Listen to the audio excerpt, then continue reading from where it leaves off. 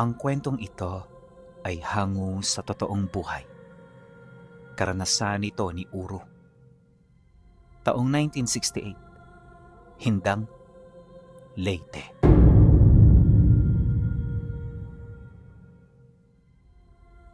Sa isang liblib na lugar sa Hindang, nakatira noon ang pamilya ni Uro. Ang kanilang angkan ay halos 16 na henerasyon nang naroon at may dahilan kung bakit ito nangyari. Ayon sa kanyang ama, pamilya sila ng mga antingero. Umiral na ang lahi nila bago pa man dumating ang mga Espanyol sa bansa. At hindi lang din sa pamamagitan ng mga mutya at agimat kung bakit sila nagpatuloy hanggang sa pangkasalukuyan. Marami ang nagsasabi na ang bawat napili sa kanila ay sugo ng langit, ngunit hindi ito totoo ayon sa tatay niya, sa kadahilanang ang mga napili sa angkan ay may lihim na kailanmay hindi nila kayang talikuran. Bukod sa pagiging antingero, nananalaytay din sa mga dugo nito ang espiritu ng isang gabunang aswang. Natutunan nilang pagsamahin ng dalawang magkalabang kapangyarihan, kaya naman sa oras ng panganib ay nagagamit nila ito ng walang rebuelta sa kanilang katawan. Lagi mong tatandaan, Uro. Tanging mga napili lamang ang maaaring makaalam ng lihim na ito. Wala kang dapat pagsabihan ng kahit na sino, kahit pa yan ay malapit sa'yo. Lagi mong itatak sa sarili mo, ang mga tao ay madaling pumuna ng pagkakamali. Kahit 1,000 ang kabutihang gawin mo, sa oras na magkamali ka kahit isa, yon ang magiging batayan nila sa kung sino ka at sa kung anong pagkatao ang meron ka. Ito ang paulit-ulit na paalala sa kanya ng kanyang ama bago nito tuluyang ipamana ang karunungan at bertud na pinangangalagaan nito. Kaya naman kahit 1 dekada na ang nakalilipas, hindi pa rin ito nakakalimutan ni Uro. Wala na noon gaanong kaguluhan sa kanilang lugar, kaya ang kanilang angkan ay namumuhay na lamang ng maayos at marangal. Kagaya ng iba, pagsasaka sa bukid ang pangunahin nilang hanap buhay. Ilang kilometro lang din ang layo nila sa baryo, kaya madalas sila kung tumungo roon, lalo na kung may kailangan silang bilhin. At sa mga taong ito pinuno, padre de pamilya na si Uro. May 4 na siyang anak na lalaki na halos lahat ito ay pawang binata na. At kahit walang-wala, sinisikap niya itong pag-aralin sa baryo. Noong una hinahatid niya pa ito, ngunit sa katagalan ng masanay na ang mga bata, hindi niya na ito gaanong inihahatid. Bukod kasi sa nagkaroon na ito ng mga kaibigan, mariin din itong sinusunod ang kanyang mga habilin. Bagaman malayo sa kanila ang paaralan, hindi nag-aalala si Uro sa kaligtasan ng kanyang mga anak. Kilala ito ng mga tao at alam nito na manggagamot ang kanilang ama. May respeto rin sa kanila ang kanyang mga kakilala, lalo pat siya ang magiging takbuhan nito kapag may iniindang sakit ang mga mahal nito sa buhay. Bagay na nagbigay ng kapasidad para sa kanya na maging kampante. Ngunit lingid sa kanyang kaalaman, hindi aayon sa kanyang inaasahan ang takbo ng tadhana ng buhay niya. Dahil sa pagsapit ng taong ito, sa buwan kung saan malapit na ang bakasyon, biglang nawala ang anak niya. Isang hapon ng Biyernes, nagimbal silang lahat nang hindi na ito makabalik pa. Kaagad silang tumungo sa baryo kung saan ito nag-aaral at doon nalaman nila na sumama ito sa isang manlalako na bagong dayo pa lamang sa kanilang lugar. Sabi pa nung isa sa mga nakausap niya, "Nako, akala ko naman Manoy Uro, kilala niyo ang mga yon. Masaya nung kasama ang anak ninyo at kakaalis pa lang nila. Hindi sila nagmamadali kanina, kaya hinayaan lang namin. Pasensya na ho kayo Kung alam ko lang ng mga estranghero pala ang mga yun sa pamilya ninyo, ako na sana ang humarang sa kanila." Nang marinig niya ang sinabi nito, kaagad naman niyang tinapik ang balikat nito sabay sagot ng, Hindi mo na yan kailangan gawin. Salamat, kaibigan. O siya, iiwan na muna kita para maabutan namin ang anak ko. Matapos nun, dali-dali na silang naglakad hanggang sa makalabas na sila ng baryo. 2 oras ang ginawa nilang pagbuntot sa manlalako hanggang sa naabutan nila ito sa karatig lugar. At nung makita nila ang karo na sinasakyan nito, bigla siyang nakaramdam ng matinding galit nang maamoy niya sa loob nito ang nakataling katawan ng walang malay niyang anak. Kaya naman walang sabi-sabi, kaagad niya itong nilapitan at kinumpronta. Pagsilay niya sa manlalako, dali-dali niya itong hinawakan ng mahigpit sa leeg, sabay hampalos ng katawan nito sa gilid ng karo habang nanlilisik ang kanyang mga mata. Ngunit nang makatitigan niya ang manlalako, isang bagay ang napansin niya. Aswang din ito katulad niya. Bagaman hindi ito isang gabunan, malakas ang kanyang kutob na kaanib ito ng isang malaking angkan. Sino ka? Anong kailangan mo sa anak ko? Magsalita ka ng mabilis. Dahil sa oras na pinatagal mong sagot na hinihintay ko, pupugutan kita rito ng ulo. Nang marinig naman ito ng lalaki, manginig-nginig itong sumagot ng, Pasensya na ho kayo. Hindi ko alam na anak ng gabunan ng batang to. Wala naman ho kaming balak na masama laban sa kanya.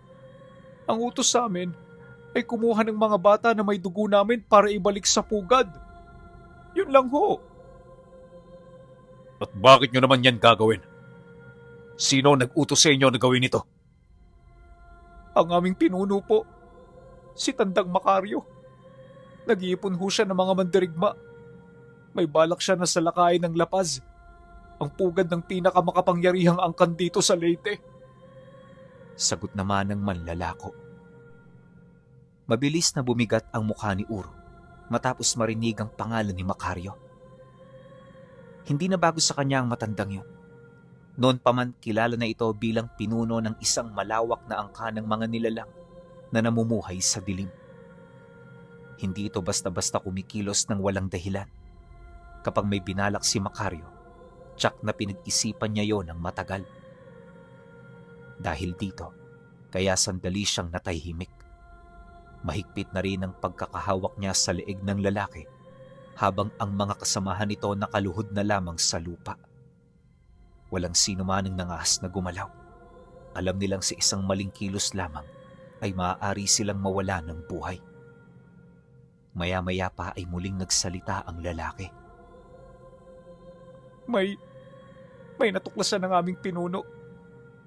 May isang matandang hula na matagal nang nakatago.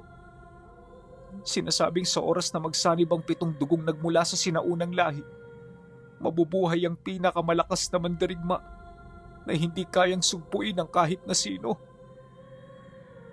Dahil sa sinabi nito, kaagad na naglaho ang pagkagulat at manghas sa kanyang muka. Hindi niya akalaing may nakakaalam pa pala ng lumang kasaysayang yun. Dahil doon, ipinag-utos niyang tipunin ng lahat ng batang nagmula sa iba't ibang angkan, lalo na ang may mga dugo ng gabunan. Ano naman ang balak niyang gawin sa kanila? Hindi ko alam ang kabuuan, pero may ritual siyang inihahanda. Ang sabi ng mga matatanda sa amin, kapag nakumpleto ang 7 lahi, wala nang makakapigil sa kanyang balak. At dito na magsisimula ang kanyang pagsalakay sa makapangyarihang lahi ng Lapaz. Ipinaalam niya na to sa lahat ng aming mga kasama. Kaya kaming lahat, naghahanap na ng mga mandirigma. Pasensya na ho talaga kayo. Hindi namin nais na mangahas sa lugar ninyo. Pero ang utos ng aming Panginoon ay hindi dapat mabalik kahit kapalit pa nito ay aming mga buhay. Naniniwala ho kasi kami na ang binabalak niyang mas lalong magpapadakila sa aming lahi. Matapos niyang marinig ang lahat ng iyon, ilang sandaling nanatiling tahimik si Uro. Hindi na niya sinakalang lalaki, ngunit hindi rin niya ito binitawan. Nakapako lamang ang kanyang mga mata rito na parabang sinusuri kung nagsasabi ba ito ng totoo o naghahanap lamang ng paraan upang makaligtas. Maya-maya ay marahan niyang ibinaba ang lalaki sa lupa. Kung nagsisinungaling ka, hindi lang ikaw ang mawawala. Hahanapin ko pati ang buong angka ninyo. Hindi ho ako nagsisinungaling. Isinusumpa ko ang pangalan ng aming mga ninuno. Ganito rin ang utos sa lahat ng aming mga kasamahan na kumalat sa iba't ibang bahagi ng Leyte. Bakit ngayon lang? Dahil ngayon lang nakita ng aming pinuno ang hinahanap niyang palatandaan. Palatandaan? Ano yun? Ang pulang buwan. Kapag lumitaw yon ng 3 ulit sa loob ng 1 taon, tsaka lamang maaaring simula ng matandang ritual. Yun ang sinabi ng aming pinuno. Hindi na muna nagsalita si Uro. Alam niyang may katotohanan ang sinabi nito. Hindi dahil naniniwala siya sa bawat salitang lumalabas sa bibig ng lalaki, kundi dahil minsan na rin niyang narinig ang lumang hulang yon mula mismo sa kanyang ama. Ngunit ayon doon, isa lamang yung alamat. Isang kwentong ginagamit ng matatanda upang takutin ang mga batang mausisa. Kung ganon, hindi pala alamat ang lahat. Habang nag-iisip si Uro, biglang umubo ang kanyang anak na nakagapos pa rin sa loob ng karo. Dali-dali niya itong nilapitan. Maingat niyang inalis ang lubid na nakapulupot sa katawan nito. Pagkatapos ay inilapat niya ang kanyang palad sa noo ng bata at pumikit siya. Unti-unting gumapang ang malamig na hangin sa paligid. Pagkaraan ng ilang sandali, biglang napasinghap ang kanyang anak. Ama, Naririnig mo ba ako? May ginawa ba sila sa'yo? Wala po. Pero marami po silang kasamang bata. Ilan? Hindi ko po mabilang eh. Siguro mahigit 20. Mga taga sa atin din ba? Hindi po. May iba pong hindi ko maintindihan yung salita eh. Parang kumirot ang dibdib ni Uro. Ibig sabihin, hindi lamang sa kanilang bayan kumikilos ang mga tauhan ni Macario. Sabay-sabay silang kumikilos sa iba't ibang panig ng isla. At kung gano'n ang lawak ng kanilang galaw, matagal na nila itong pinaghandaan. Maya-maya ay tahimik na tumayo si Uro. Muli niyang binalingan ng tingin ang kanyang mga bihag. Nasaan ang mga batang yon? wala na sila rito. Hindi namin alam ang buong lugar. Bawat pangkat ay magkakaiba ng dinaraanan. Kapag natanggap na namin ang batang kukunin, may ibang grupo na ang sumusundo sa amin bago sumapit ang gabi. Ano? Ba't nyo ginagawa yan? Para wala hong makahabol. Tahimik na napayuko si Uro. Napakatalino ng pagkakaplano. Kahit mahuli ang isa sa kanilang pangkat, wala rin itong sapat na nalalaman upang maituro ang tunay nilang pinagtataguan. Biglang tumingin sa kalangitan si Uro.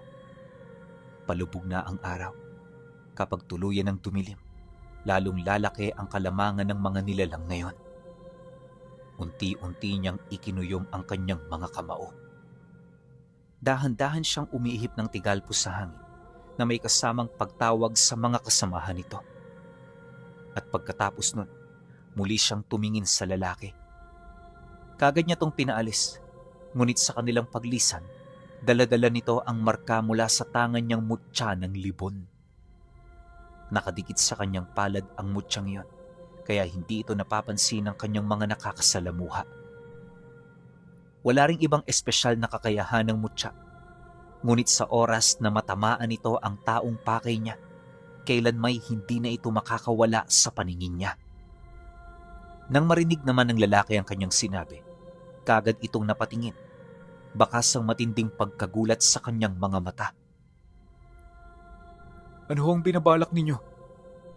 May gusto ho ba kayong ipadalang mensahe sa aming mga kasama? Wala, kaibigan. Basta umalis na lang kayo. Ipagpatuloy niyo ang ginagawa at sana ilihim niyo ang nangyari sa atin dito. Wala kayong dapat pagsabihan ukol sa ating mga pag-uusap dahil kapag ginawa niyo yan, babalikan ko kayo.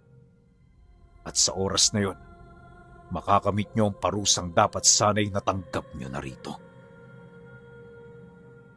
Pagkasambit niya ng mga kataga, umalis na parang mga asong bahag ang buntot ang mga nilalang. At nung mawala yon sa kanyang paningin, tsaka naman sila dali-daling umuwi upang ipagsabi sa kanilang mga kadugo ang nangyari. Ang gabi ring yon ay naging simula ng mga pangyayaring hindi kailanman nila inakala na mangyayari sa kanilang angkan. Pagkatapos makabalik ni Uro sa kanilang tahanan kasama ang kanyang anak, halos walang nakakapansin na hindi na ito katulad ng dati. Bagaman kalmado pa rin ito kapag kaharap ang kanyang pamilya, nahalata nila na may malalim ng pag-aalala na nakatago sa kanyang mga mata. Hindi siya mapakali. Paulit-ulit na tumatakbo sa kanyang isip ang mga salitang binanggit ng mga tauhan ni Macario. Sa mahabang panahon ng kanyang pamumuhay, ngayon lamang siya muling nakaramdam ng ganoong uri ng panganib. Hindi dahil sa takot para sa sarili, kundi dahil alam niyang kapag nagkatotoo ang mga narinig niya, hindi lamang ang kanilang angka ng maaaring madamay, kundi pati ang maraming walang kamuwang-muwang na tao. Habang nagpapahinga ang kanyang mga anak sa loob ng bahay, tahimik namang lumabas si Uro at umupo sa isang lumang troso sa gilid ng kanilang bakuran. Mula roon ay tanaw niya ang makakapal na kagubatan na matagal nang nakapalibot sa kanilang lugar. Sa ordinaryong tao, isa lamang yung mga karaniwang kabundukan ng Leyte. Ngunit para sa mga katulad niya, iba ang kahulugan ng bawat bahagi ng kagubatang yon. Maraming lihim ang nakatago roon. Maraming pangalan ang matagal nang nabaon sa limot. At higit sa lahat, maraming nilalang ang natutong mamuhay ng hindi nakikita ng mga tao. Maya-maya ay bigla siyang napabuntong hininga at napalingon. "Ama?" Mahinang tawag ang narinig mula sa kanyang likuran. Paglingon niya ay nakatayo ang kanyang panganay. "Bakit hindi pa ho kayo natutulog?" Ikaw ang dapat kong tanungin yan. Hindi nakasagot ang binata. Lumapit ito at tumabi sa kanya. Ilang saglit din silang nanatiling nakatingin sa malayong kabundukan. "Ama, Ano yun? hindi po ba talaga tayo ligtas?" Sandaling nanahimik si Uro. Alam niyang darating ang araw na magtatanong sa kanya ang mga anak niya. Subalit hindi niya inaasahan na yung mismong gabing yan, magtatanong ang anak niya. Nung bata pa ako, akala ko sapat na ang lakas para hindi ka madaplisan ng panganib. Pero habang tumatagal, napagtanto ko na hindi pala ganoon ang mundo. Ano po ang ibig niyong sabihin? Mas nakakatakot ang mga taong hindi mo kilala kaysa sa mga hayop na nakikita mo sa gubat. Ang tinutukoy niyo ho ba, yung mga lalaking dumukot sa kapatid ko? Hindi silang dapat mong katakutan dahil may nag-uutos lang sa kanila. Pagkasabi niya nun, ay muli siyang napatingin sa kagubatan. Kahit hindi niya nakikita ang kinaroroonan ni Macario, pakiramdam niya ay parang unti-unti nang gumagalaw ang mga tauhan nito sa iba't ibang bahagi ng dako. At kung tama ang kanyang hinala, hindi na magtatagal bago muling may mawalang mga bata. Dahil dito dali-dali siyang tumayo. Hindi na tayo maaaring maghintay. Ang mga matatanda sa angkan ay kailangang makabalita kaagad. Pero tay, gabi na. Mas delikado ang bukas kung hindi nila malalaman ang nangyayari ngayon. Pagkasabi niya nun, ay pumasok siya sa kanilang bahay. Mula sa isang lumang kabang na gawa sa matigas na kahoy, maingat niyang inilabas ang isang baluting may kulay itim na matagal nang hindi nabubuksan. Nang dumantay ang kanyang mga daliri rito, parang may malamig na hanging dumaan sa buong silid. Napatingin ang kanyang asawa. Matagal ko nang hindi nakikitang hinawakan mo yan ah. Umaasa akong hindi ko na muling gagamitin to. Ba't mo ilalabas ngayon? Dahil may isang taong gustong ibalik ang mga pangyayaring pilit ng inilibing ng mga ninuno natin. Hindi na nakapagtanong pa ang kanyang asawa sapagkat sa mukha pa lamang ni Uro, alam nitong hindi na ito pangkaraniwang problema na kanilang nararanasan. Noong mismong gabi, hindi lamang sa hindang may mga taong hindi makatulog. Samantala, sa malayong bahagi ng Leyte, sa ilalim ng makakapal na mga puno, isang matandang lalaki ang nakatayong nakatalikod sa kanyang mga kasama. Wala itong kibo, nakatingin lamang sa mapulang liwanag ng buwan na unti-unting sumisilip sa kalangitan. Maya-maya ay may lumapit na isang lalaki at lumuhod sa kanya. Pinuno, nakabalik na po ang mga tauhan natin. Ilan ang nakaligtas? Lahat po. At ang batang kinuha nila? Naibalik po ng kanyang ama. Mabagal na napangiti ang matanda. Inaasahan ko na yan kay Uro. Alam kong hindi niya sasang-ayunan ng aking plano. Alam ko na napamahal na siya sa buhay ng isang ordinaryong tao. Kilala niyo ba siya? Matagal na kaming magkakilala. Ano po ang gagawin natin? Dahan-dahan lumingon ang matanda. Ang kanyang mga mata ay puno ng kumpiyansa. Hayaan mo lang. Siya mismo ang lalapit sa atin. Pero Pinuno, Ang mga taong katulad niya, mas madaling akayin kapag nararamdaman nilang sila ang nagpapasya. Pagkasabi ni Macario noon, ay muling naghari ang katahimikan sa paligid. Wala nang nagsalita pa, kahit ang mga kasama niya ay hindi na nangahas magtanong. Kilala nila ang kanilang pinuno. Sa tuwing ganito ito katahimik, nag-iisip na ito ng mga hakbang na ilang araw o ilang buwan nang nakahanda. Hindi ito kailanman kumikilos dahil sa bugso ng damdamin. Maya-maya ay dumako ang tingin ni Macario sa malayong kagubatan. Nakalabas na ba sila ng hindang? Oo, Pinuno. Hindi ba nila napansin ang markang iniwan ni Uro? Ano ho? Marka? Hindi mo ba napansin? Hindi ho. Wala naman ho akong nararamdaman sa kanila eh. Ganyan si Uro. Hindi siya pumapatay ng walang napapala. Kapag may pinakawalan siya, may dahilan. Ho? Ibig ninyong sabihin, sinusundan niya na tayo? Sasabihan ko po ba mga kasamahan natin? Wag. Dahil gusto ko siyang makarating. Wala mo nang gagalaw. Hayaan niyong siya mismong humanap sa atin. Samantala, hindi pa man lumilipas ang isang oras mula nang makabalik si Uro sa kanilang bahay, ay nagsimula nang dumating ang mga kapamilya niya mula sa iba't ibang bahagi ng kanilang lugar. Hindi sila marami, 7 lang, subalit ang bawat isa ay kinikilala bilang mga nakatatanda sa kanilang dugo. Pagpasok ng mga ito sa loob ng bahay, kalmado lamang silang naghihintay. Alam nila na hindi sila tinawag para sa isang karaniwang pag-uusap. Isa-isa silang umupo. Ang pinakamatanda ay si Manong Mirno. Pag-upo nito, tahimik itong tumingin sa kanya. Bakas ang mga katanungan. Ano ang nangyari? Nang marinig niya ito, sinabi niya ang lahat ng mga nakita at nasaksihan nila. Wala siyang inilihim. Mula sa pagkakadukot sa kanyang anak, hanggang sa mga narinig niya mula sa mga tauhan ni Macario. Nang matapos siyang magsalita, Ilang saglit ding walang umimik. Parang may mabigat na bagay na nakapatong sa kanilang mga balikat. At ito na rin ang punto kung saan napilitan ng magsalita si Mirno.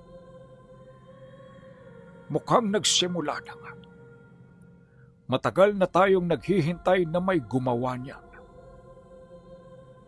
Nang marinig ni Urong sinabi nito, dito siya napatanong dala ng matinding kuryosidad. Hindi ba talaga alamat ang hula? Hindi mo dapat pagtuunan ng pansin ang hula, kundi si Macario. Dahil hindi yan kikilos kung wala pa siyang nakikitang paraan upang magtagumpay. Napaisip si Uro. Tama ang kapatid niya. Kilala niya si Macario. Hindi nito inilalagay ang kanyang sarili sa panganib. Maliban na lamang kung halos tiyak na ang pagkapanalo. Ano ang balak mong gawin? Tanong naman ng isa pa nilang kasama. Pupuntahan natin si Macario. Sa ngayon, hindi pa natin tiyak kung kaaway ba siya ng ating angkan.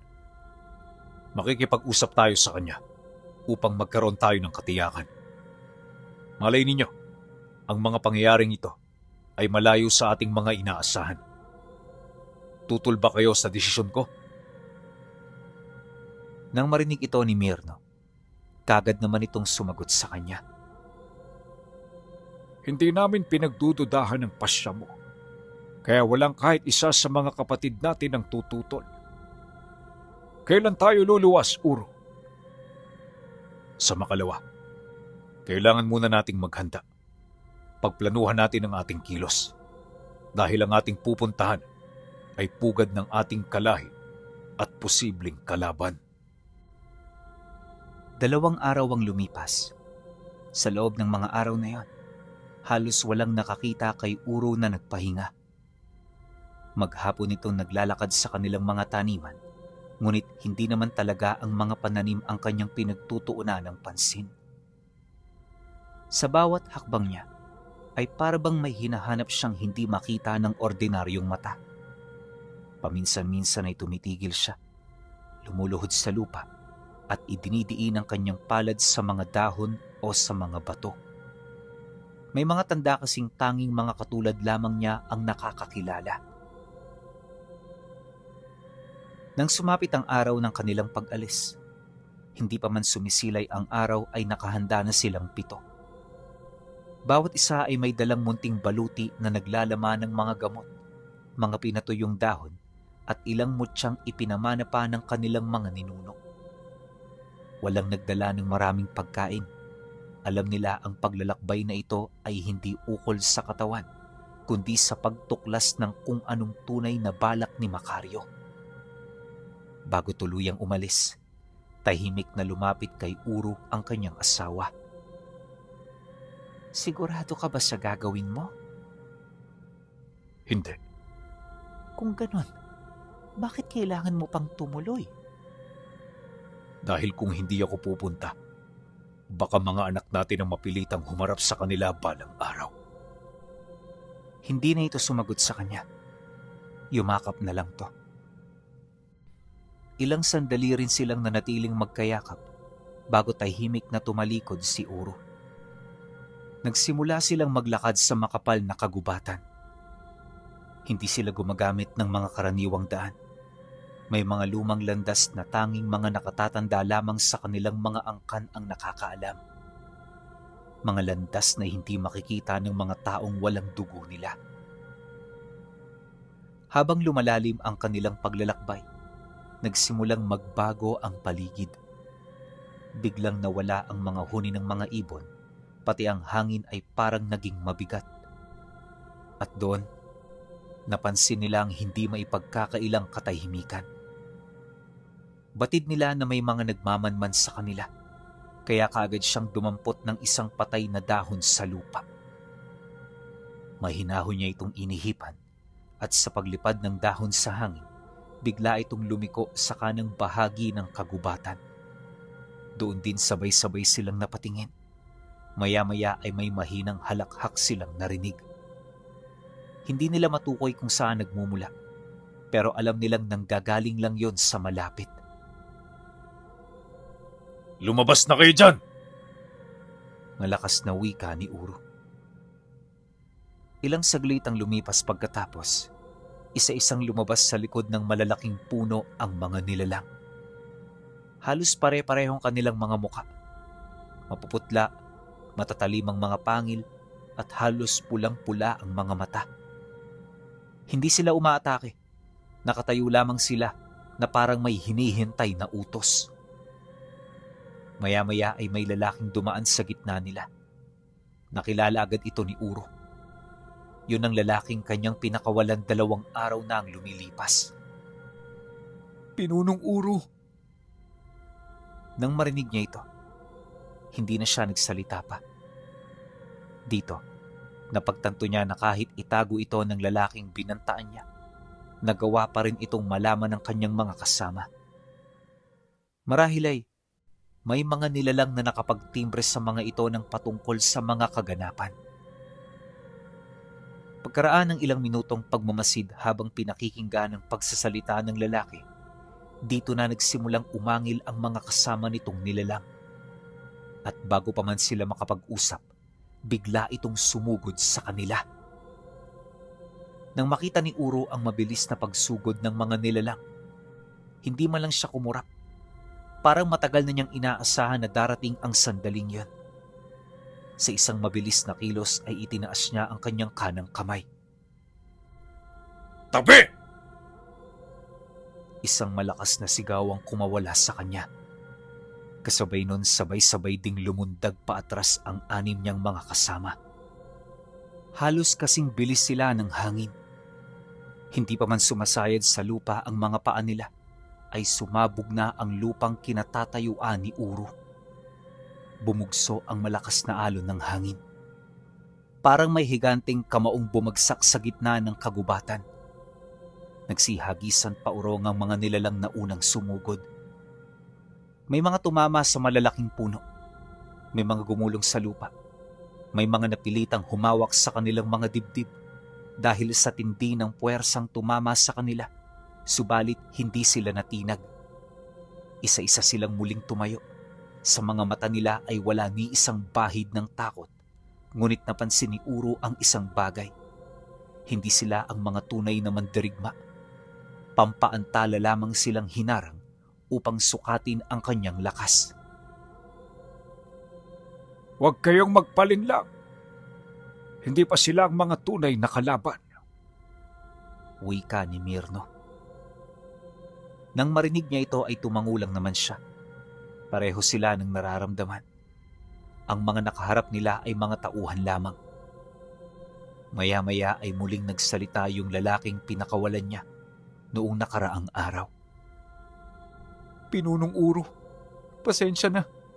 Hindi ko sila kayang pigilan. Nang marinig niya ito, hindi naman niya yun gaanong pinagtuunan ng pansin. At sa pagpapatuloy ng kanyang pakikipaglaban, dito niya napansin ang biglang panginginig ng katawan ng lalaki. Parang may nakatagong puwersang kumokontrol dito. Biglang lumaki ang mga ugat sa kanyang leeg. Ang mga mata niya'y unti-unting namula. Pagkatapos isang nakakabinging sigaw ang kumawala sa kanya. Patayin sila! Pagkasigaw na, halos 30 nilalang ang sabay-sabay na lumundag mula sa mga puno. Parang umula ng mga anino. Sa kanilang mga kamay ay may matatalim na kuko. Ang iba ay may hawak na maikling itak na gawa sa itim na bakal. Ang iba na may walang dalang anuman sapagkat ang kanilang mga pangil ang siyang pangunahing sandata. Huwag kayong maghiwa-hiwalay. Patatagin niyo ang ating depensa. Mabilis na sumunod ang kanyang mga kasama. Sa loob ng ilang saglit ay nakabuo sila ng mahigpit na hanay. Ang likod ng bawat isa ay nakaharap sa kanilang mga kapatid. Ang mga mata naman ay nakatutok sa lahat ng direksyon. Sa pamamagitan nun, wala ni isa man sa kanila ang maaaring atakihin ng palihim. Unang sumugod ang 3 nilalang. Pare-pareho silang nakatuon kay Mirno. Ngunit bago pa sila makalapit, bigla nitong iniyukom ang kanyang kamao. Isang munting mutya ang lumitaw sa pagitan ng kanyang mga daliri. Tinapat niya ito sa mga kalaban. At sa isang kisap mata, biglang kumislap ang mutya. Parang kidlat na pumutok sa paligid. Napasigawang mga nilalang. Ang dalawa ay diretsong tumalbog pa atras, samantalang ang isa ay nagpagulong-gulong habang hawak ang kanyang mga mata. Yan ang liwanag ng libon! Umiwas kayo! Sigaw ng isa sa mga kalaban. Ngunit huli na ang lahat. Dahil habang naguguluhan sila, biglang naglaho sa kanilang paningin si Uro. Nasaan siya? Nasaan ang pinuno nila? Ngunit walang sumagot. Dahil sa isang kisap mata lang, nasa gitna na si Uro ng kanilang hanay. At doon, bumagsak ang kanyang siko sa balikat ng unang nilalang. Kagad na nabali ang mga buto nito. Kasunod nun ay umikot siya. Sumunod ang isang malakas na sipa hanggang sa dalawa pa ang tumilapon. Pagkatapos, sinakal niya ang isa. Hindi niya ito pinatay. Sa halip ay hinagis niya ito palayo. At ang nilalang na tumilapon ay tumama sa 4 pa nitong mga kasama.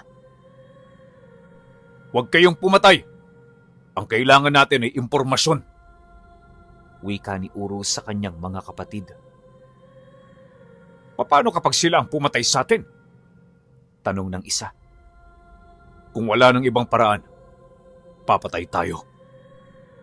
Habang nagpapalitan sila ng mga salita, may isang malaking anino ang biglang bumagsak mula sa itaas.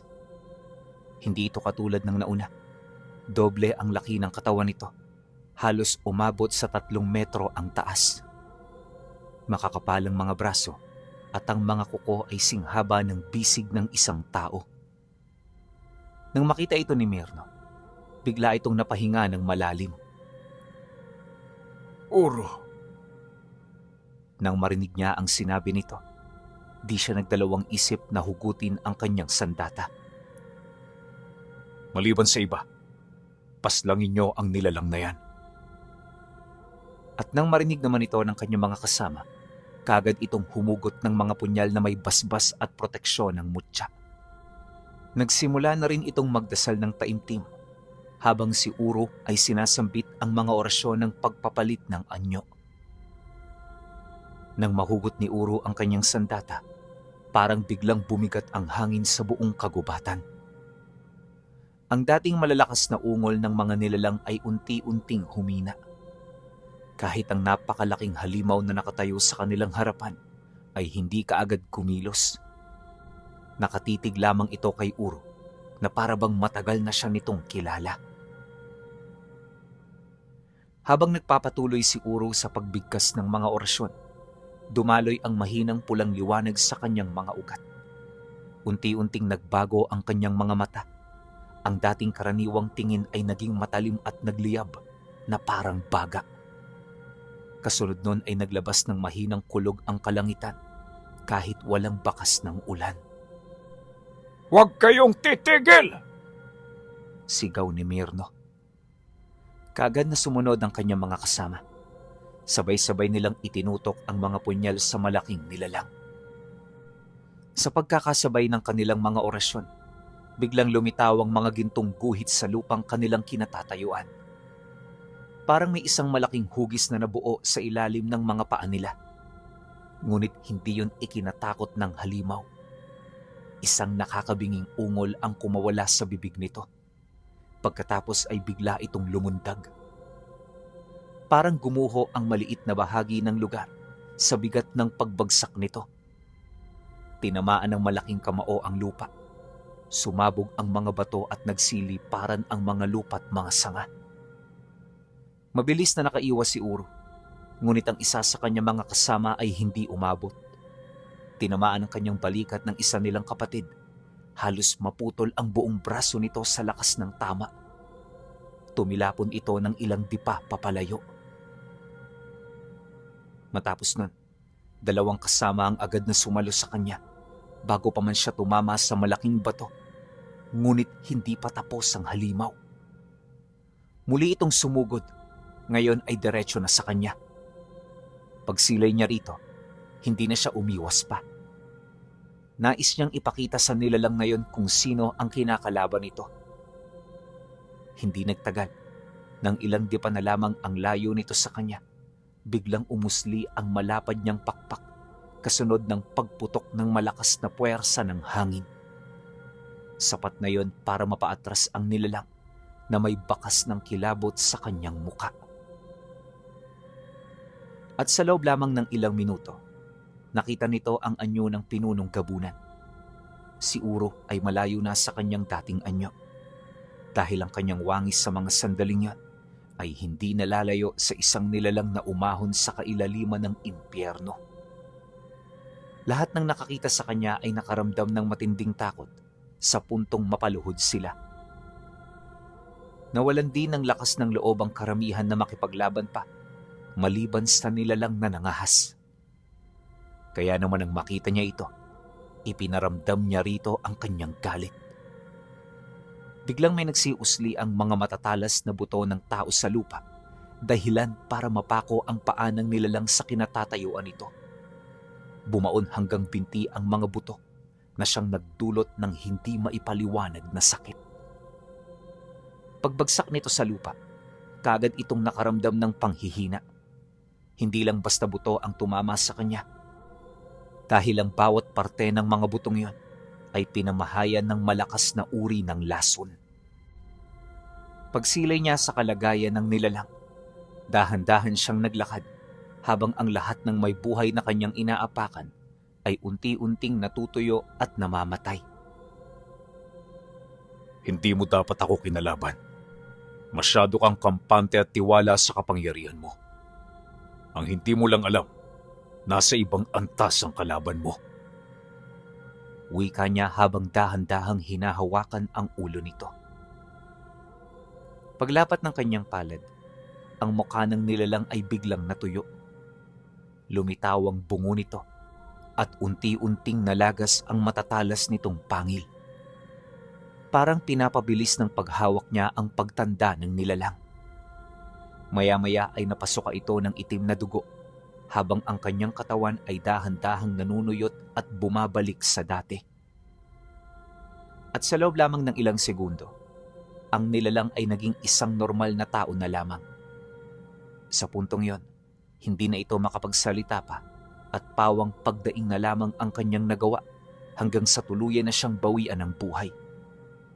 Nang mamatay na ito, biglang kumaripas ng takbo ang mga nilalang na nananatiling may lakas. Habang ang lalaki namang minsang bumihag sa kanyang anak, ay lumuhod sa kanyang harapan kasabay ng pagwika nito ng,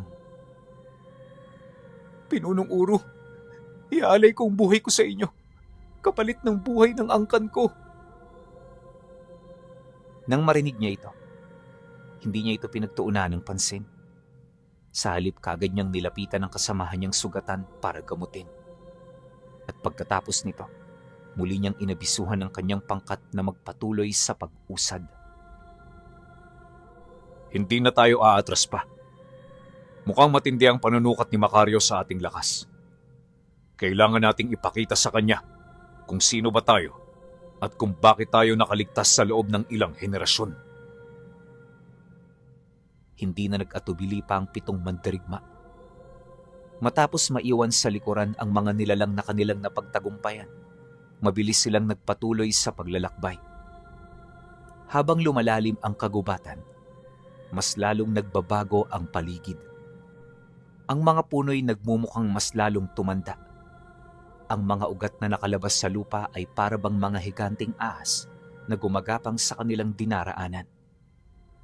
Wala ni isa man sa kanila ang nagsasalita. Kahit si Mirno ay nakatutok lamang ang mga mata sa harapan. Maya-maya ay biglang tumigil si Uro. Huwag munang kumilos. Sabay-sabay silang huminto. Ibinaba ni Uro ang isa niyang tuhod at marahang hinawakan ng lupa. Ilang saglit lamang, biglang nagbago ang kanyang muka. Hindi na sila nagpatago. Ano ang ibig mong sabihin? Hinihintay na talaga nila tayo. Pagkasabi niya nun, Biglang yumanig ang buong paligid. Kasunod noon ang pagkabali ng ilang malalaking puno. Sunod-sunod ang pagbagsak ng mga ito. At mula sa makapal na alikabok ay isa-isang lumitaw ang mga nakakahindik na nilalang. Hindi sila katulad ng mga nauna.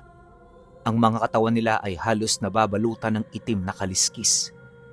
Ang mga matay dilaw na parang nagliliyab. At ang mga kamay ay may mahabang kukong kayang hatiin ang malalaking puno.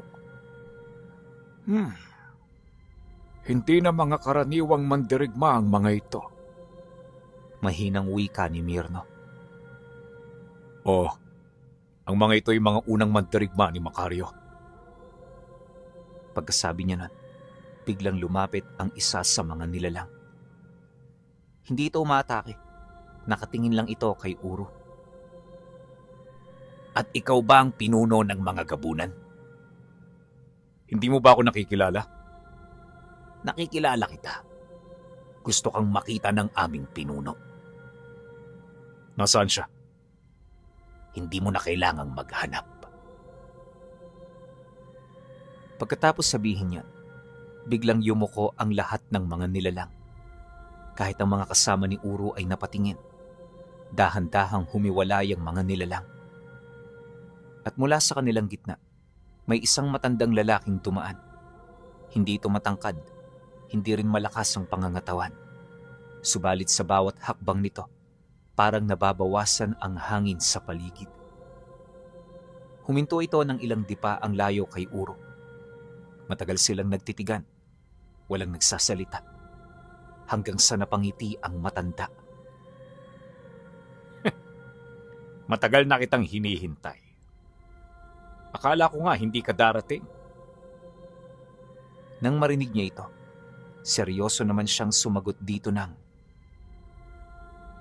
Hindi ako pumupunta sa mga lugar na walang dahilan. Hindi ka na talaga nagbago. At ikaw naman, mas lalo pang lumala. Nagkatinginan ng dalawa. Ang mga kasama nila ay hindi makakibo. Parang ang dalawang pinuno lamang ang nabubuhay sa mga sandaling yon. Maya-maya ay muling nagsalita si Macario. Alam mo ba ang dahilan ko kung bakit ko tinitipon ng mga bata? Dahil gusto mong maghari? Hindi. Dahil gusto kong iligtas ang ating lahi. Ano? Iligtas? Oh, sa pamamagitan ng pagdukot sa mga bata, sa pamamagitan ng paggising sa tunay nating pinagmulan. Ano bang pinagsasasabi mo? Ang mga gabunan, ang mga mandirigma, ang mga antingero. Iisa lamang ang pinagmulan natin. Biglang nagkatinginan ang mga kasama ni Uro. Pati si Mirno ay napakunot noo. Anong kalokohan ba yung sinasabi mo? Hindi ba sinabi ng mga ninuno ninyo? Hindi ba nila ipinagtapat sa inyo ang nangyari noong unang panahon? Tahimik si Uro. Alam niyang may tinatago ang mga nakatatanda. Pero hindi niya akalaing may alam din si Macario. Kung gayon, kung hindi kayo naniniwala, hayaan niyo akong gisingin ang alaala ng mga nakalimutang panahon. Pagkasambit niya ng mga katagang yon, sumipol ang isang malakas na hangin. Unti-unting binalot ng dilim ang buong paligid hanggang sa pakiramdam nila ay malayo na sila sa lugar na kanilang narating. Doon, nakita nila ang mga lahi ng mga aswang at ang lahi na gustong malupig at masakop ni Macario sa lugar ng La Paz. Doon, hindi na nila nakita ang makakapal na puno ng kagubatan. Sa halip isang malawak na kapatagan ang nakalantad sa kanilang mga mata. Ang langit ay kulay dugo. Ang lupa naman ay nababalutan ng itim na abo na tila matagal nang hindi nadadaplisa ng ulan. Sa malayo ay may nakatayong napakalaking bundok na may mabagal na umaalpas na usok mula sa tuktok nito. Wala ni isa sa kanila ang makapagsalita. Parang wala na sila sa Leyte. Parang bumalik sila sa panahong hindi pa naisisilang ang mga taong kanilang kilala. Ano ang lugar na ito? Mahinang tanong ni Mirno. Hindi si Macario ang sumagot. Sa halip, isang malalim na tinig ang umalingaw-ngaw sa buong kapatagan. Ito ang unang tahanan ng mga lahi. Sabay-sabay silang napalingon. Isang matandang babae ang dahan-dahang lumalabas mula sa makapal na usok. Puti ang kanyang buhok, halos sumasayad na sa lupa. Ang kanyang mga mata ay parang walang itim. Tanging maputlang liwanag lamang ang makikita. Nang makita ito ni Macario, kagad itong yumuko. Punong ina. Pati ang mga mandirigma ni Macario ay agad na lumuhod. Napatingin si Uro. Hindi niya inaasahan na may taong kaya pang yukuan ni Macario. Ikaw ba ang pinuno ng mga gabunan? Tanong ng matanda kay Uro. Oh, ako nga. Halika, lumapit ka. Hindi nagdalawang isip si Uro. Paglapit niya sa matanda, bigla nitong inilapat ang daliri sa kanyang noo. Sa isang kisap mata, biglang sumakit ang kanyang ulo. Sunod-sunod na larawan ang dumaan sa kanyang isip. Mga digmaan, mga higanting nilalang, mga mandirigmang may pakpak, at mga taong nagliliwanag ang mga katawan. Sinubukan niya itong pigilan. Ngunit sadyang hindi niya kayang pigilan ang mga alaalang hindi naman talaga sa kanya. Maya-maya, may isang mukha ang lumitaw sa kanyang paningin. Isang lalaki. Matangkad ito at may malapad na mga balikat. May malalaki rin yung pakpak at may hawak na isang mahabang sandata na kumikislap sa mapulang liwanag. Matapos niya itong makita, dito na nagsalita ang nilalang na kumausap sa kanya. Siya ang unang gabunan. Isa siyang mandirigmang itinalaga upang pag-isahin ng 7 lahi. Nagulat ang lahat. Kahit si Mirno ay hindi makapaniwala. Ano? Anong 7 lahi? Tanong ni Uro. Mabagal na itinaas ng matanda ang kanyang kamay. Sa hangin ay lumitawang 7 malalaking liwanag. Ang una ay kulay ginto. Ang ikalawa ay itim. Ang ikatlo ay pula. Ang ikaapat ay berde. Ang ikalima ay asul. Ang ika-6 ay abo. At ang ika-7, puti. Noong unang panahon, iisa lamang ang mga nilalang. Wala pang aswang. Wala pang manggagamot. Wala pang mga antingero. Isa lamang ang dugong umaagos sa lahat.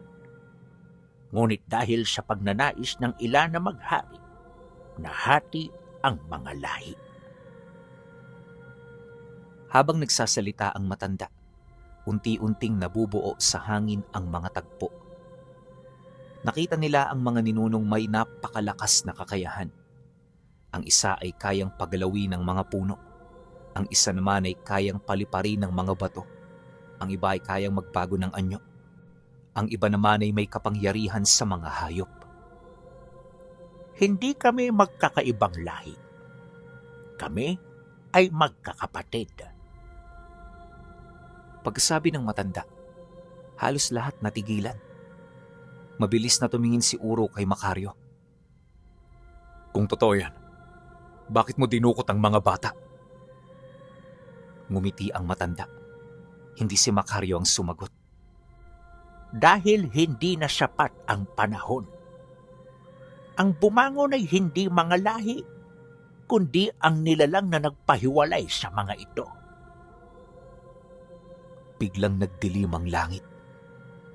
Ang mga liwanag na nasa itaas ay isa-isang nawala. Pagkatapos may isang napakalaking anino ang dumaan sa kalangitan. Halos matakpan nito ang buong liwanag. Nang tumingala si Uro, napatigil ang kanyang paghinga. Ang nilalang na yon ay may 4 na malalaking pakpak. Ang mga mata ay parang nagliliyab na mga baga. At sa bawat pagpagaspas nito, ang lupa ay bahagyang yumayanig. Siya ang unang kalaban. Matapos magkawatak-watak ang ating lahi, ang nilalang na yan ay isinelyo sa panahon. Ngunit sa katagalan, ang selyo ay nagkaroon ng lamat. At ngayon, siya ay nanananahan sa pinuno ng makapangyarihang angkan sa lapas. Hindi namin ito gustong sakupin ng dahil lamang sa pagnanasa.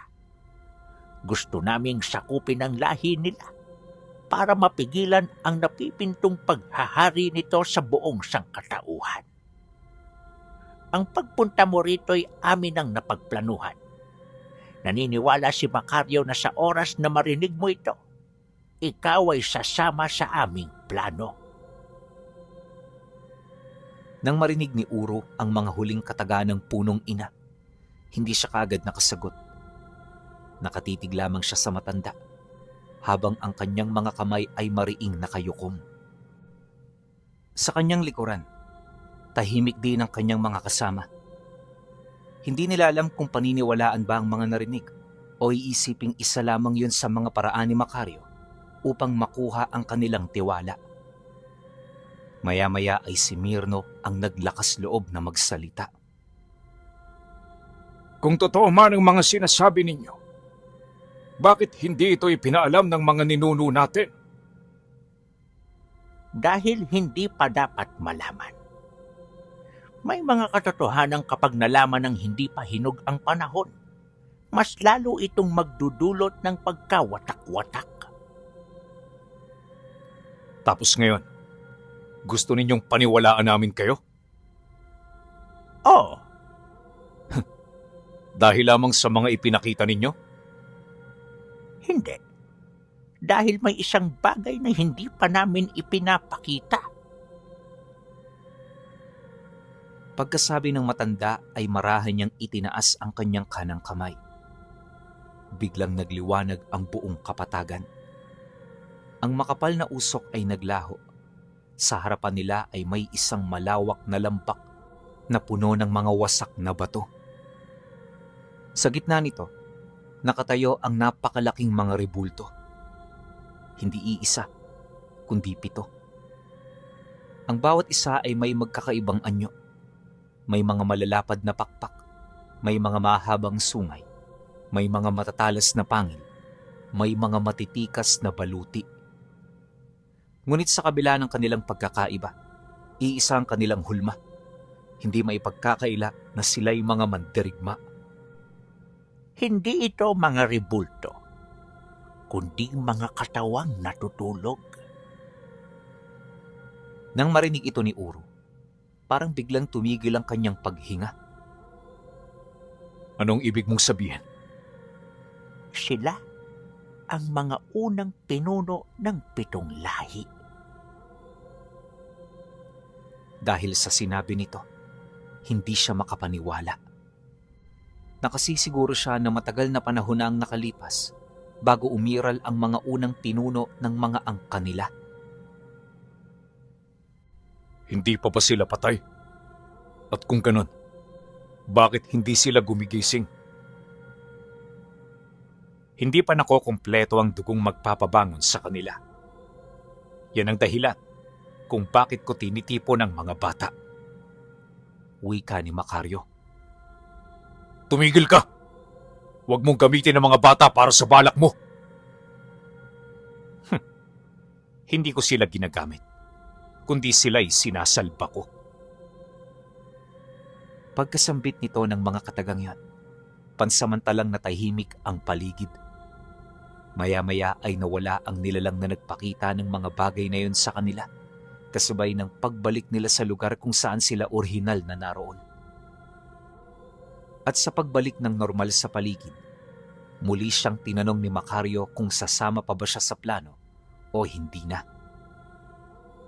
Sasama ako, pero hindi ko sasang-ayunan ng pagdukot nyo sa mga batang walang kamuwang-muwang. Ngunit nang marinig ito ni Macario, kaagad itong tumutol. Mamamatay tayong lahat kung pupunta tayo roon ng hindi kasama ang 7 pinuno na nakita mo. Yun lamang ang paraan upang sila'y matalo, Uro. Maniwala ka sa akin, sapagkat marami na akong isinakripisyo para lamang masukat ang kapangyarihan ng kanilang pinuno. At sinasabi ko sa iyo, wala itong kapantay kung ikukumpara sa ating mga lakas. Kahit magsama-sama tayo, magmimistulan tayong mga basura. Dahil sa sinabi nito, doon na unti-unting nagbago ang kanyang pag-iisip. Alam niya na totoo ang sinasabi ni Macario sa kanya dahil seryoso ang mga pinag-uusapan nila. Kaya naman pagkaraan ng 2 araw, nagpasya siya. Ipinakuha niya ang kanyang anak at isinama ito sa bahay kung saan naroon ang mga alay kasama mismo ang anak ni Macario. Pagkatapos, isinagawa nila ang ritual na nagtagal ng 3 araw. At nang mabuhay na ang 7 pinuno, sumapi ito sa katawan nila. Yun na ang naging hudyat ng kanilang misyon patungo sa La Paz. Nang sumapi sa kanilang mga katawan ng mga unang mandirigma, nagbago ang hangin sa buong Leyte. Mula sa malalayong kabundukan hanggang sa mga baybayin, nagsimulang magsikilos ang mga nilalang na matagal nang nakatago. Alam nila na may isang digmaang muling magpapasya sa kapalaran ng lahat. Hindi na nag-atubili pa si Uro at si Macario. Kasama ang kanilang mga mandirigma, ay diretso silang naglakbay patungo sa La Paz. Habang papalapit sila sa pugad ng pinakamakapangyarihang angkan, mas lalong bumibigat ang hangin. Ang mga puno ay tila nangangatal, habang ang mga hayop sa gubat ay isa-isang nagsisitakbuhan papalayo. Nang marating nila ang pinakagitna ng kagubatan, isang napakalaking pader na gawa sa itim na bato ang humarang sa kanila. Sa itaas nito ay nakatayo ang daan-daang mandirigma ng La Paz. Wala ni isa sa mga ito nagsasalita. Nakatingin lamang sila kay Uro at kay Macario. Maya-maya ay dumagungtong ang isang malakas na tinig. Matagal ko na kayong hinihintay.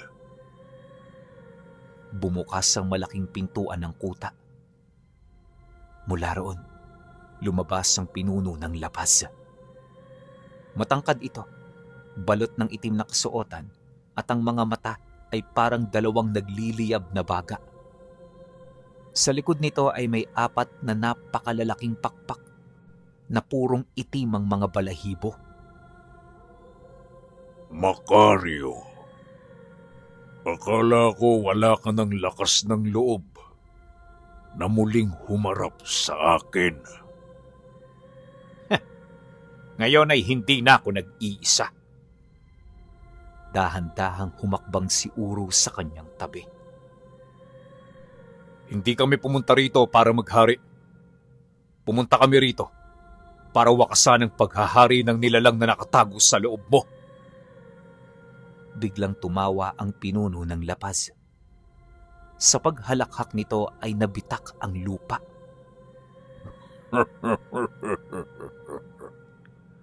Huli na ang lahat. Biglang sumabog ang itim na liwanag mula sa katawan nito. Sa isang kisap mata ay nabalot ng malalaking pakpak ang buong langit. Lumitaw ang tunay na nilalang na matagal nang nakatago sa kanyang katawan.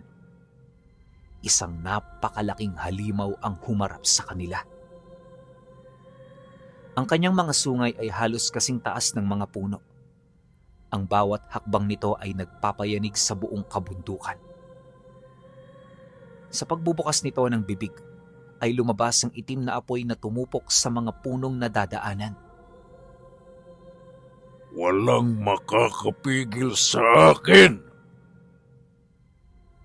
Biglang nagsimula ang pinakamalaking labanan na nasaksihan ng mga angkan. Sabay-sabay na sumugod ang 7 pinunong muling nabuhay. Ang isa ay lumipad na parang kidlat at tinaga ang kaliwang pakpak ng halimaw. Ang ikalawa ay nagpaalo ng mga batong mula sa lupa.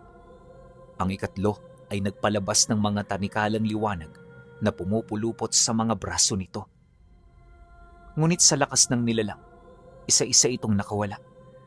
Isang malakas na pagwasiwas lamang ng mga pakpak nito ay tumilapon ang 3 mandirigma. Uro! Sigaw ni Mirno. Hindi na siya nagdalawang isip. Binuksan niya ang pinakatagong kapangyarihang ipinamana sa kanya ng mga gabunan. Lumawak ang kanyang mga pakpak. Ang mga ugat niya ay nagliyab sa pulang liwanag. Ang buong katawan niya ay nabalot ng napakalakas na enerhiya. Sa paglapag niya sa harap ng halimaw ay parang tumigil ang oras. Ang digmaang ito ay dito na magtatapos. Sumunod ang dalawa. Nagbanggaan ang kanilang mga kapangyarihan. Ang malakas na alon ng hangin ay sumira sa mga puno na ilang kilometro ang layo. Sunod-sunod ang kanilang pagpalitan ng atake. Ang bawat suntok ni Uro ay kayang magpabagsak ng malalaking bato.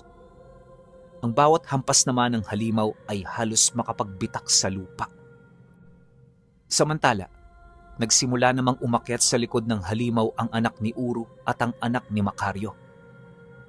Dahil nasa kanila ang espiritu ng 2 unang mandirigma, sila lamang ang makakalapit sa batok ng nilalang. "Heto na!" sigaw ng anak ni Uro. Sabay nilang itinarak ang kanilang mga sandata sa likod ng halimaw. Isang nakakabinging sigaw ang umalingaw-ngaw. Biglang humina ang itim na liwanag na nakabalot sa katawan nito. Uro! Ngayon na! Sigaw ni Macario. Tinipo ni Uro ang lahat ng kanyang natitirang lakas. Ang lahat ng mga mutya, agimat at kapangyarihan ng mga gabunan ay nagkaisa sa isang liwanag. Pagkatapos itinarak niya ang kanyang sandata sa dibdib ng halimaw. Nagliwanag ang buong kalangitan. Parang sumabog ang araw sa gitna ng gabi. Ang maitim na anino ay unti-unting naglaho kasabay ng pagkawala ng nakakabinging sigaw nito. Pagkaraan ng ilang saglit ay muling bumalik ang katahimikan. Unti-unting nagliwanag ang langit.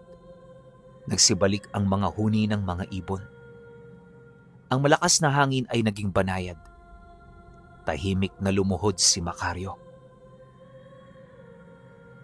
Hindi pala akong nakatakdang tapusin ito. Akala ko, ako ang siyang pinili. Hindi ko rin ito magagawa ng ako lang. Kung hindi dahil sa pagkakaisa natin, walang sino man ang magtatagumpay. Isa-isang naglaho ang mga espiritu ng 7 pinunong gabunan. Bago sila tuluyang maglaho, sabay-sabay silang yumuko kay Uro at sa kanyang mga kasama na para bang ipinapasa na nila ang tungkulin sa mga bagong tagapagmana ng kanilang dugo. Pagkalipas ng mga araw, ibinalik sa kanilang mga pamilya ang lahat ng mga batang nadukot.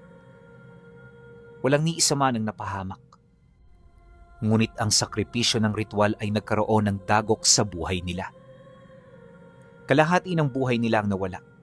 At yon ang kabayarang kinakailangang tanggapin ng mga taong sumang-ayon sa binalak nilang yon. Si Macario naman ay tuluyang binuwag ang kanyang hukbo at pinili nitong ituwid ang mga pagkakamaling nagawa niya. Ang mga angka na dati magkakaaway ay nagsimulang magkaisa sa isang panata. Hindi na muling hahayaang mahati ang mga lahing iisa ang pinagmulan. Bumalik si Uro sa hindang kasama ang kanyang pamilya. Muli siyang namuhay bilang isang manggagamot at magsasaka na parabang walang nangyaring malaking digmaan. Subalit sa bawat gabi ng kabilugan ng buwan, tahimik siyang tumitingin sa malayong kabundukan. Alam niya na hindi kailanman mawawala ang lihim na pasa ng kanilang dugo.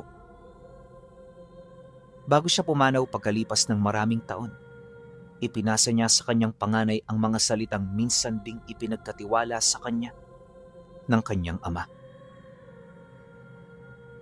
Ang pinakamalakas na mandirigma ay hindi ang pinakamalakas pumatay. kundi ang marunong humawak ng kapangyarihan ng may pagpipigil at pagmamalasakit. Dahil ang tunay na lakas ay hindi nasusukat sa takot na naidudulot mo, kundi sa mga buhay na napapangalagaan mo. At magmula noon, nagpatuloy ang angka ni Uru sa paglipas ng mga henerasyon. Nanatiling lihim ang kanilang pinagmulan, naglingkod sa mga taong nangangailangan at binantayan ng mga katotohanang hindi pa dapat malaman sa sanlibutan. Sapagkat may mga digmaang hindi isinusulat sa mga aklat ng kasaysayan, ngunit nananatiling buhay sa mga pusong nagmana ng mga lihim ng kanilang mga ninuno. At dito nagtatapos ang kwento ni Uru na siyang binasbasan ng mga unang pinuno ng 7 lahi ng mga Gabunan.